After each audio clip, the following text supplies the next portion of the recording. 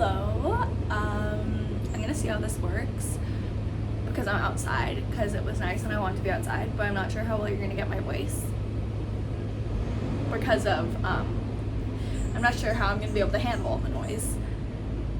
But it's like, I don't know how to explain it, but we're gonna try. So welcome. Today I'm gonna try doing kind of like I want to try and do like mini podcast type videos.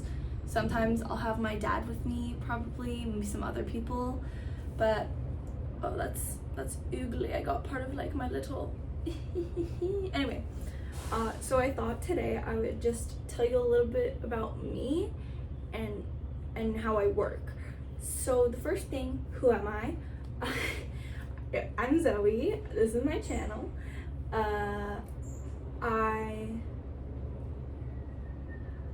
This podcast also, I kind of wanted to also narrow in on being autistic and what that's like for me. So my name is Zoe. I'm 18 years old. I am on the autism spectrum. I have autism spectrum disorder. Whoa. And I figured we'd do this first video just myself also because I want you to know me a little bit more before I start bringing in other people who are gonna have different viewpoints. Like even people who, like my dad, like he knows me probably the best out of anyone currently in the world, and he still doesn't fully know exactly. And yes, okay. So work. What do I do for work? So I actually I'm a theater teacher's assistant at this theater place, which is really great and I love it. And I'm also a lifeguard / swim instructor. The lifeguard really is mainly for the title. I don't really guard because I find it boring, and I'll get into that and why it's harder for me to guard, but I love teaching. I love teaching swimming lessons. It's so fun. So that's what I do. And so I'm gonna talk about what can be hard. First of all, what can be hard about getting a job being autistic? And now every autistic person is different. Like you meet one autistic person, you met one autistic person. So I'm just gonna go over for me what I think, at least, and for me, what was hard about actually getting a job and going out there. The first thing is the initiative, like, because sometimes it's like, and with everything, right, not just a job, it's like I really want this, but it can be really scary to actually like get one foot out the door and then your other foot and then walk and actually do things. So actually taking that initiative to find a job that you like and go for it. So once you have your initiative though, you find something you like. So for me, ever since I was super little, my dad put me in swim lessons. He was like, you're gonna be a lifeguard, swim instructor, and a lifeguard, but that was my dad's plan. So he had already put me on this path. So I knew that's what my job was gonna be. When it came to something like theater, I kind of just fell into it, to be honest. I have known my boss when it comes to theater since I was 6 years old. So yeah, since I was 6 years old, and she was just like, hey, do you want to come work for me and do this? And I was like, I would love that so much. So that's how I got that job, which is not the most traditional sense and probably not gonna happen for most people. So my other job, I had to actually go through the whole application process, which I find is the next big struggle. So, and I'll tell you my little mishap. So I made a nice little resume. I put down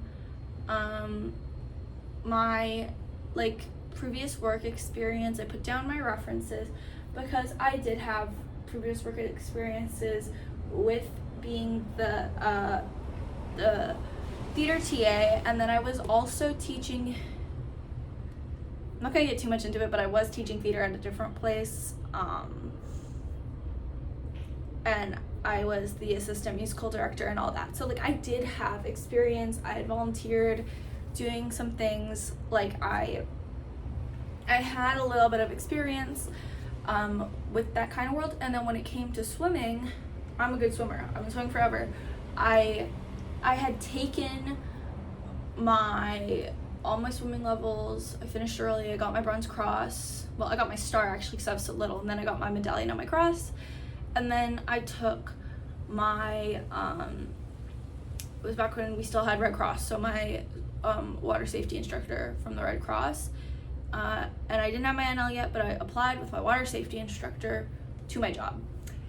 And how I did it was I emailed, she's not even my boss anymore because she moved on, and I have a different boss who I love, and I did enjoy my first boss as well, but I emailed her and I was like, hello, I'm gonna get my certification. And then once I got my certification, I was like, I got it. And she was like, great, send in your resume and then we can do like an interview. So I sent in my resume.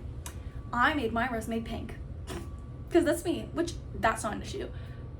But then I saw on some resumes people were including photos of themselves. Oh, and also I'm a theater kid, right? So I knew a theater resume, you always had big photo, then all your experience. And so I did look up difference between like a work resume and that type of resume. And so but I still saw some photos on them, which I'm realizing now, which I realized later on, that's more of like a CV type thing or whatever. But I was like, oh, okay, my most recent professional photo I have is from my bat mitzvah where I'm wearing a princess dress and tiara. And I put that on my resume.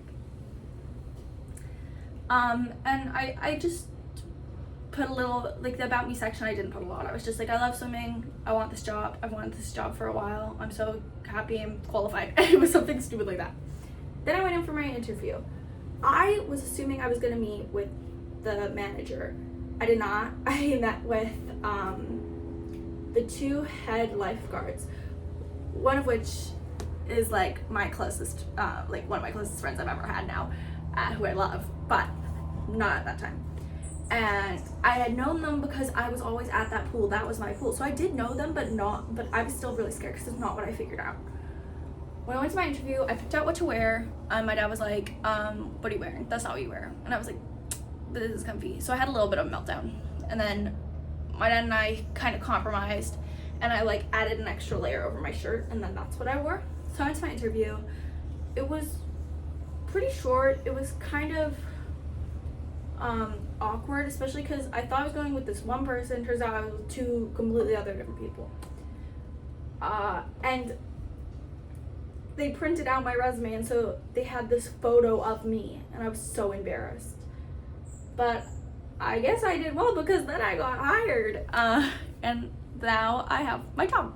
And I've had my job for like 2.5 years. Whoa, that can't be true. I got my job when I was 15. Now I'm 18. Yeah, so like 2.5. Okay, that makes sense. So 2.5 years. And I love it so much. And it's been like one of the best things to ever happen to me. And I'm gonna talk about that. So before I get into, oh my goodness, it's like the most amazing thing. And I'm gonna try and like interchange these, but I wanna talk about the struggles that I have at work. So here are my main ones. My struggles are communication can be difficult for me sometimes because the way I communicate regularly does not necessarily translate to how you need to be communicating in a work setting. Conflict resolution. So let's say I have a parent who's mad. I can sometimes just like freeze up and be like, because in my head I'm like, why are you mad? You know? And in theory, I do know what I'm supposed to do, but when it comes to actually executing it, I can get a bit overwhelmed. And that's my third thing, which is I get sensory overload sometimes at work. So those are my three main issues that I run into. I think So communicating. Also when it comes, I think I have this like, oh, I know what to do, I may as well do it kind of thing. But when you're in work, what you have to realize is there is a hierarchy. So even though I know how to do something, and I've learned this in the past couple of months, I think I've gotten really good at it, which is delegating. So let's say there's an issue, right? And I float a lot. So that means that I don't necessarily have my own classes. I'm just there to help with other people's classes. So let's say there's a parent with an issue and the deck supervisor is busy, or they're like doing something else. They come to me and they're like, blah, blah, blah, blah. Even if it's something that I know how to do and I can deal with it, it's not necessarily in my bounds of what I'm doing as the float. So then I have to take it upon me and be like, you know what? I'm gonna let you talk to my deck supervisor about that. They're right over there, or like they're wearing a black sweatshirt that says deck supervisor, let me go get them for you, and I'll get my supervisor. And I've gotten better at doing that, and I'm pretty proud of myself for being able to figure that out, because before I was like, I know what to do, like, may as well do it. And I think that's also really good when it comes to initiating boundaries. That way I'm not just doing all the stuff I'm not supposed to do, or that I don't need to do. And I think in my head I was like, oh, well, I can do it, I may as well just go above and beyond, because that's what you should do. But there is still a certain limit to that, because we do have someone who is there to do that. That's their job. You don't want to take away from their job. So that has been a really important thing for me, and I've gotten much better at that. There was conflict resolution, which kind of goes in with that. You have a mad parent. It's mainly mad parents. And in theory, I know what to do. I know what I'm supposed to do, you know, assure them, give them an answer if I can't do anything about that, right? Give them to a superior, tell them who they should talk to about that. Once again, I do think I've actually gotten better at that, but it is my main goal at work currently, that I want to get better at communicating and resolving conflict with others. So let's say, and yeah, because it can be really difficult, especially when I want everyone to like me, and so they're like, and I'm like, gonna start crying. I've gotten better at that though, at not crying and being able to handle it. And once again, a lot of like really angry parents, they're not mad at me, they're mad about something I can't do. So I can just be like, you know what, let me go get you, and if it's something I'm like, this next supervisor probably can't do anything about either, but I'll be like, here's my next supervisor, or I'll be like, you know what, let me get my manager's card. That's a her thing. You can call her. And then manager, who has their communication degree and everything, they can do everything. They can do that. They can handle it, and she's so strong. I admire the hell out of that woman. Yes. So now I'm gonna go into my accommodations. So especially when it comes to me getting overwhelmed, I am very on top of having what I need. I go to work, I have my bag with all my stuff I need for teaching, my stuff I need like to wear, and then I'll have like a little bag that I usually have some sort of like applesauce or something, a drink, or I'll buy a drink. It's usually Gatorade. Speaking of which, I will not remember to drink, so.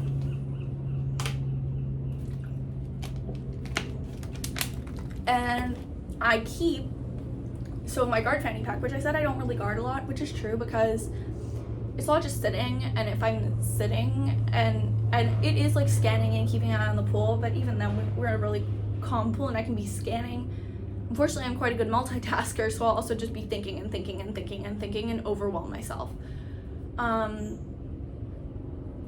So I just don't, it's not for me. Whereas teaching, I have something to do. I have that social interaction, which I don't get a lot. I really don't, I haven't been very social. But when I'm at my job, even like with my coworker, I know I'm getting kind of like, but my kids, my coworkers, the parents of my kids, it really gets me talking and doing things and learning how to communicate with people, which again is why I think I want to work on my communication skills, and they have been getting better because I'm there. I have to talk to them. Like, it's not a job where I can just like be in the back stocking shelves. Like, that's not what it is. It's a very interactive job, which I think is really fun, and it can be kind of it can drain me a little bit sometimes, because my social battery, there's not a lot of it. It's not a lot of it. So it's also helpful when you're teaching. It's like, this is what you have to do. Like, if I have my own class, especially, it's like, this is my lesson plan. Obviously, if something happens and whoever your kids are, you got to modify your lesson plan, which I can do, but I have a thing, and I'm me, so I create backup plans for my lesson plans, and I try and think in my head, like, what's something that can happen, what's something that has happened in the past, how can I help plan for that, and I'll write it down in my lesson plan, which I don't keep with me in the water, because I know what I'm doing, but I write it down, then I memorize it, and then I'm teaching, so it's good. So yeah, I can come up with scenarios in my mind, I know how to deal with them, it's very helpful, and it can be, so yeah, it can be overwhelming with, like, let's say I'm having a really bad sensory day, okay, I'm already like overstimulated, I've been at home all day, I have a job to go to. My job, it's not like, oh, I'm not feeling well, I can't come in, unless like I'm super sick, because I have kids who need me. I have like a reason I need to go, so I have to like shake it off. I go, I'm like, splash my face with water. The water can sometimes really bug me. Oh my god, there's a hummingbird. I hope it flies into frame. It probably won't. No, it flew out. Anyway, but it like, yes, okay. So I go in, the water can be really bugging me. The water usually calms me down though. So even if I'm like, I don't want to, whatever, as soon as I get in, I instantly calm down, to be honest. So I just need to get over myself, because the water is my happy place. So I'm usually good. It's usually the noises. It can be really loud, so sometimes I just have to like take a little break, you know. Sometimes I'm with my kids. Let's say I'm with my cute little preschool ones, parent and taught. Parent and taught is actually good. I love teaching parent taught. I love the babies, love it all. I love to sing to my kids. If I'm having a sensory, like, the parents are in the water, and I still like do my job to my very best. I can still do everything. It's a lot less like, oh, I have to do this, I have to do this, blah, blah, blah. I just have to like and sing, so it's good. My preschool ones, however, when I don't have the parents in the room and they're little, I find honestly that they, even though I'm super exhausted, they will kind of like make me fake it till I make it, because like they're here and I have to match them. So it's just like, okay, I'm good now, like you have got me, even so I'm able to also mask, which is not great. And also when you're working with little kids, I feel like you don't have to mask. Like for me, I don't feel the need to mask as much, because they're like, and I can be like, and you meet kids and they're like, I love this, and I'm like, oh, did you know blah blah blah blah blah blah blah blah, and I'm just like info dumping on them, and they're like, whoa. So it's cool. It's a good job, and you build these relationships with these kids, and you get to see them grow up, which is so cool. I love it. Oh, accommodations. Okay, I already talked about water, straws. So which is also super helpful because we have to do first aid and stuff. So to help regulate breathing when we're hyperventilating or anything, or when I'm stressed, we bought straws so that I could go. And then they're also useful for other people if they are if a patron or something is having something, they can use it. But for me, it's just like, okay, I'm coming down, and I can just be like, hey, can you get me a straw from the office? Just breathe through my straw. If I'm teaching like an older level where like I don't have to be in the water for the whole time, you know what I mean. And then there's also a cafe, like a little restaurant, which is open, not Saturdays, but open every other day of the week. And I like teach in the evenings, so they close at like 6 or whatever, so I have time before I go in, get my Gatorade. If I need a snack, get a snack. It's there for like when I'm done my shift. If I'm done at like 9, have something waiting, I don't have to bring something with me. It's good. If I'm like all of a sudden like, go get myself a sweet treat. How it's helped me grow. So I know I have been talking about this a little bit, but I feel like it has made me less of a pushover, because I'm not as much just like someone else. I'm able to kind of like not necessarily stand my ground, but I'm able to communicate and reason with them a little bit more, and have like oh blah blah blah. Yeah, I can understand that can be really frustrating, and then I'm using my mind. I'm like, I actually can't do anything about that. I think maybe this person could, so I would ask them, or even just like, you know what, like, oh, my kid didn't pass or whatever, you know what, and I just use logic, because almost all these things, even if what they're saying doesn't seem to be logical, there's almost always logic. Like, so you just give them logic, and I have to stay calm and give them my logic, and I've been getting pretty good at calming them, just like, or like they'll leave in a huff, but they're not yelling at me, so I'm fine. Schedule and plan. I love planning, I love scheduling. This gives me an outlet to go blah, blah, blah, blah, blah, blah, blah, blah. And then also knowing, I like love to stick to a plan, and when it comes to teaching, you have to be able to stop and reaccommodate, and so it makes me less like, and it makes me kind of like, good, you know, like I'm still focused, but I'm able to segue without having a total meltdown. And as I keep saying, my communication skills, I've gotten so much better at communicating. And now I have coworkers, which I've always struggled with making friends and keeping them, which, like, my coworkers, it's like I'm there all the time. And I'm gonna say this really honestly, like, when it comes to like my two, like my manager and then the aquatics coordinator, I see them as family. I invited them to my graduation. They are, like, that's my family. I really feel that way. I feel such a strong connection to really everyone at my work, and like even my other coworkers. Like, I feel a strong connection. I'm able to talk to them, and it's always like I have something to talk about. You know, we just talk about work. Like, oh, did you like, oh, we have this new equipment, like, did you see it? Or, oh my goodness, I love the new water slide, the baby water slide. I hate the water slide, but, or, oh, I hate the water slide. Oh, I hate the water slide, blah, blah, blah. Gives you something to talk about. Or, oh, that's a nice new swimsuit. Or, how are your lessons going? Oh, like, do you need blah, blah, blah. It's nice, and it gives me something to talk about. I have something to talk about, and then it leads into other things, and it's someone I see all the time. So I also don't necessarily need to just go, this is everything that happened to me. It's like, oh, cool. And you're able to just be like, good to see you. Like, you know what I mean? Maybe you don't. But it's been great. I never thought, oh my god, I'm not gonna cry. I didn't think that I could, like, if you asked me like 2.5 years ago if I could do this, I would say no. I'd say I couldn't have a job like that. I couldn't possibly have all these connections with these people. I couldn't possibly have met some of like the greatest people in my life through this job. I wouldn't believe you. Like, I wouldn't believe myself.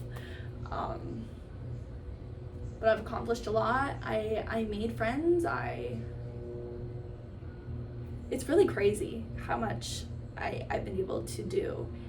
And I think there's a stigma of like autistic people not, and I know, like, and even like a family member and stuff, they're worried that like we're not gonna be able to necessarily do, like, how are we gonna be able to take care of ourselves, you know? And I think everyone, even like neurotypical people, you know, not even just allistic, but neurotypical people, everyone has support needs, you know what I mean? Like, not to the same extent necessarily, but everyone needs like someone to talk to. So it's just like, I think that everyone should get a job if they can, even if it's just like I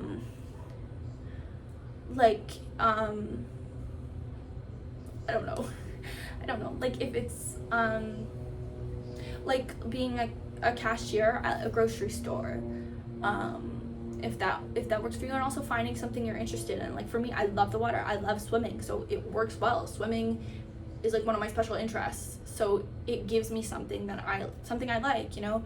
Maybe you like baking, maybe you can work at like a bakery or something, even if it's not, maybe, I don't know, but I really do think that it's a great experience, and that I've had a great experience, and I'm excited to continue at my job, continue with my little family that I love, have new experiences, and yeah, and also continue this like podcast. So I hope you enjoyed today's episode on working and being an autistic girl working. And well, tips, and if there's something you want to see me talk about next, let me know in the comments. But I'll see you in my next video. So bye.